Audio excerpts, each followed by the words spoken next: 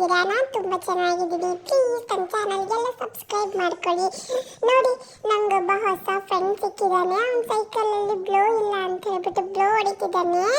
ನಾನು ಏನು ಮಾಡೋದು ಅಂತ ನೋಡಿ ಅವನ ಸೈಕಲಲ್ಲಿ ಬ್ಲೋ ಇದು ಬೆಲ್ ಇತ್ತಲ್ವಾ, ಆ ಬೆಲ್ನ ಸುಮ್ಮನೆ ಹೊಡಿತಾ ನಿಂತಿದ್ದೀನಿ. ನಾವಿಬ್ಬರು ಚಿಕ್ಕ ಹುಡುಗರು ಆದ್ರೂ ನೋಡಿ ಇಷ್ಟು ದೊಡ್ಡ ಸೈಕಲ್ಗೆ ಬ್ಲೋ ಹಾಕ್ತಾ ಇದೀವಿ ಅಂತ ಹೇಳ್ಬಿಟ್ಟು ಹಂಗೆ ಆಗ್ತಾ ಆಗ್ತಾ ಸುಸ್ತಾಯ್ತದು.